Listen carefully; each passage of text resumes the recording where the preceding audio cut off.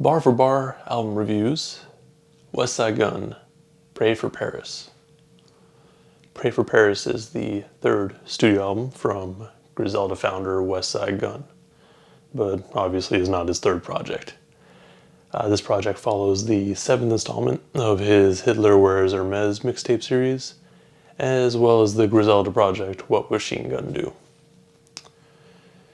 Westside Gunn said that he began writing this project back in January of this year, while in Paris for Paris Fashion Week.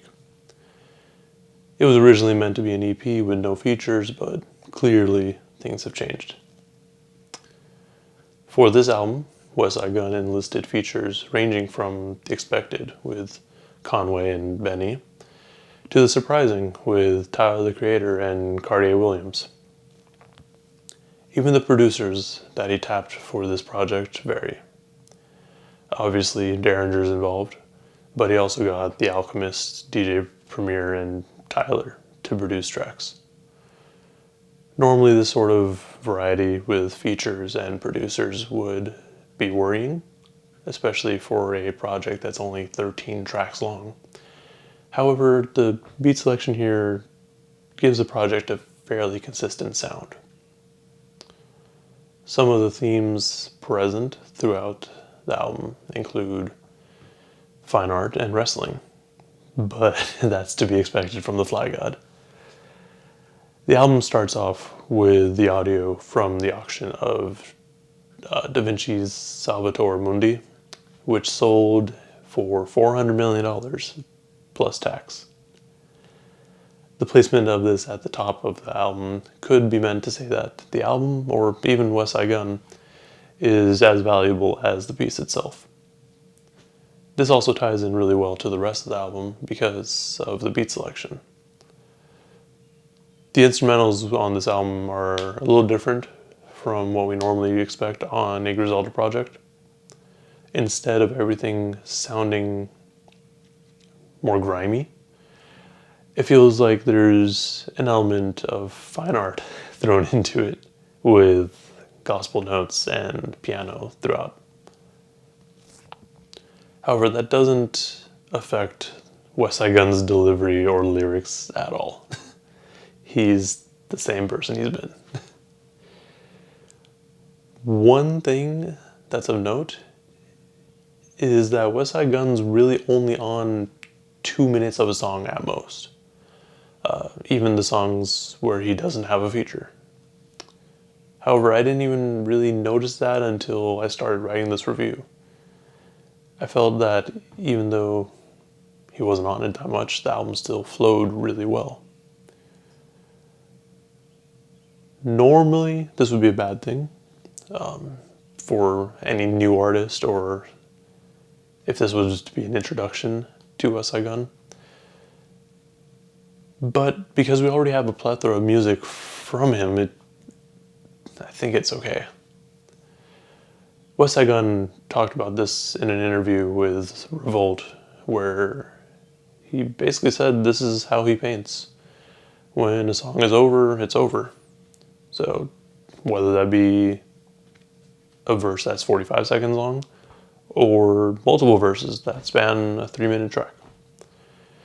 Basically, if he feels the song is done and doesn't want to add anything to it, he's done. This is where I feel Westside Gunn shines. He does a really good job of picking beats and just overall being an A&R. He didn't even have a verse on the track Clairborn Kick featuring Boldy James, and his contribution on it is masked by a vocal shift. So the only way you would really know that he's even on the song is from his ad-libs, where he goes, do do do do, boom boom boom boom boom. And with that, it feels like the project starts to lean into the Black Panther soundtrack territory, where it was billed as a Kendrick Lamar album, even though he didn't have verses on most of the tracks. Some of the standout moments from this album don't even come from Westside Gunn, but rather his features. For example, the Griselda track, George Bondo, is the first of these, where both Conway and Benny just steal the show. But that's kind of to be expected. But then we get the track 327 with Joey Badass and Tyler the Creator, where actually all three rappers do a fantastic job of holding their own, even Westside Gunn. I mean, he managed to get Tyler rapping again. This trend continues on $500 Ounces with Freddie Gibbs and Rock Marciano.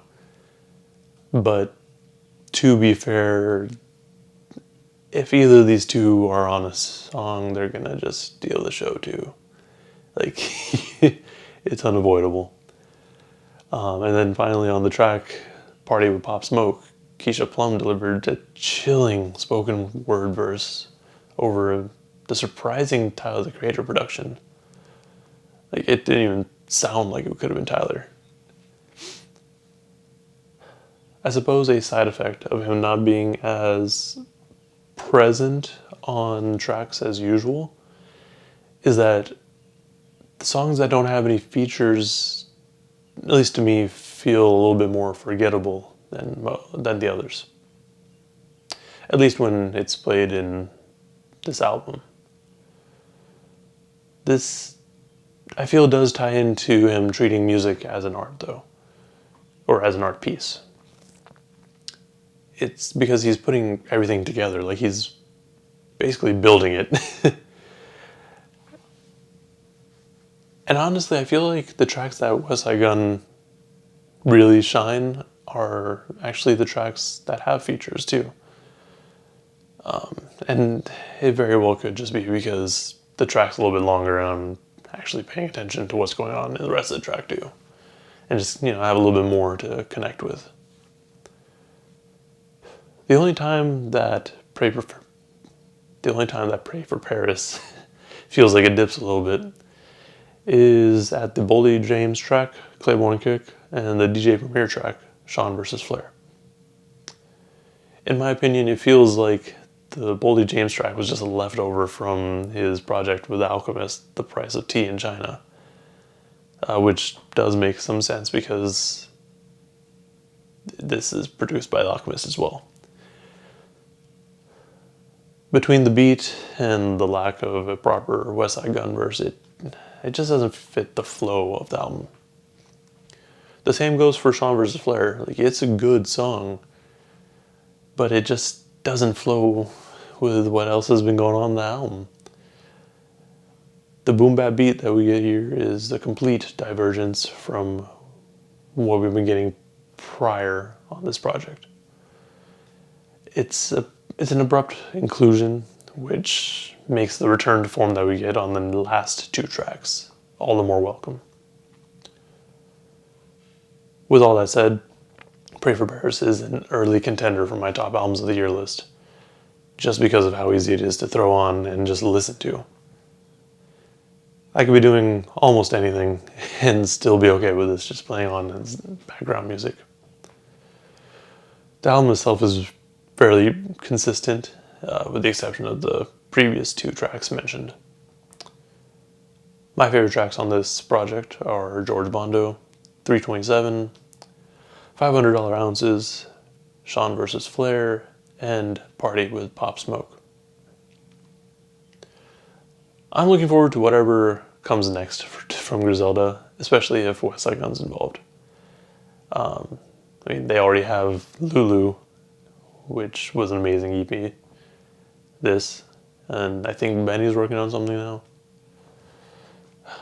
With this project though, Westside Gunn's proven that he doesn't have to be fully present on an album to produce something great. This gives me really high hopes for the Madlib project that's supposed to be coming this year too. Anyways, that's all I got for the review. Please remember to like, comment, and subscribe. And let me know what you thought of this album and what else you want us to review. I already have R.A. the Rugged Man's All My Heroes Are Dead lined up for that next one. Also have If Cocaine Could Talk 6 by RJ Payne waiting. But, just let me know.